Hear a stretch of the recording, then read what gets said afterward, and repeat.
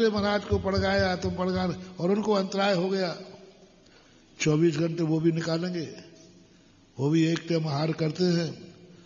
अब आहार मुनिराज को आहार देने का पुण्य और एलक जी को तुम्हारे कारण से अंतराय आने का पाप, इन दोनों में से तुम ही बता दो पुण्य क्या है।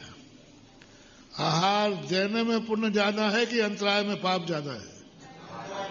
अंतराय में पाप ज्यादा है, 100 गुना।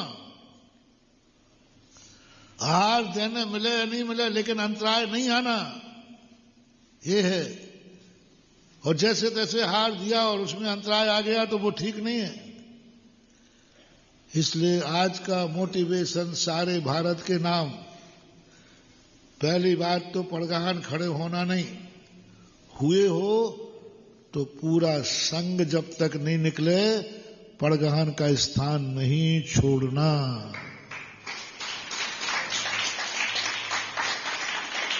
बिल्कुल नहीं छोड़ना, नहीं खड़े रहेंगे आखिरी तक।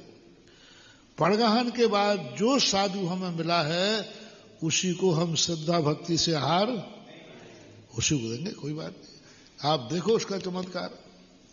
आज छोटे महाराज को आप श्रद्धा भक्ति से आहार दे दीजिए, इतना पुण्य बंधेगा कि कल बड़े महाराज तुम्हारे दरवाजे खड़े मिलेंगे।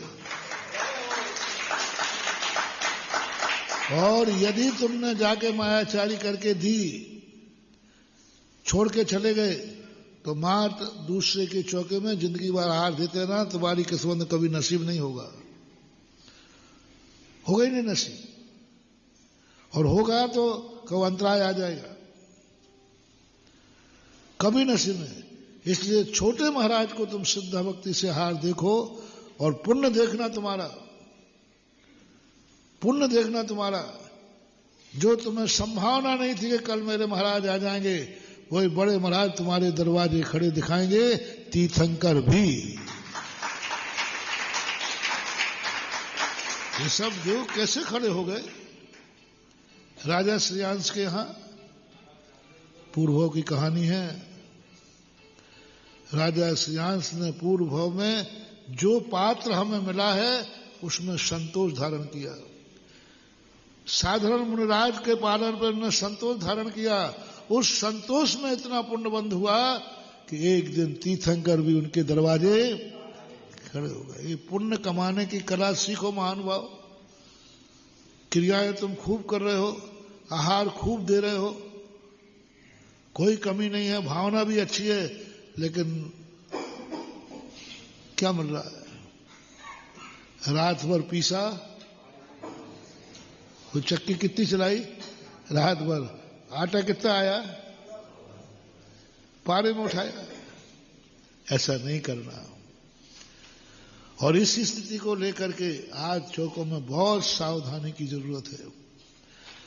छोटे महाराज लोगों को कई बार इतनी ग्लानि हो जाती है, इतनी ग्लानि हो जाती है कि उनका भी मन करता है कि आहार छोड़ देवे तो अच्छा है। कहीं जाना है औषधि के लिए तो आप उनको सूचना दे दो, या तो पड़गाने खड़े ही मत हो, क्योंकि हम फलाने घर में भी चौका लगा है, हम खड़े नहीं होंगे, क्योंकि हमें फलाने महाराज की दवाई लेके जाना, दवाई लेके जाना, इसलिए मैं खड़ा नहीं हो रहा हूं। और खड़े हो जाओ तो उनसे पूछ लो, महाराज जी फलाने महाराज की दवाई देना है, चले जाए।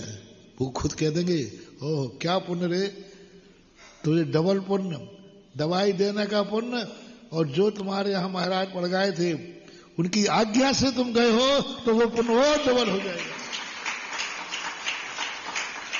वो दवाई में चमत्कार आएगा। भक्त ने ही दवाई नहीं दी है, इनके घर में जो महाराज हैं उनकी आज्ञा से दवाई देने आ रहा है, औषधि देना। परिस्थितियों की तो पड़ती है, परिस्थितियां तो होती है, लेकिन एक परिस्थिति की भी व्यवस्था है, ये होना चाहिए। और ये नियम आज से ही लागू हो जाना चाहिए।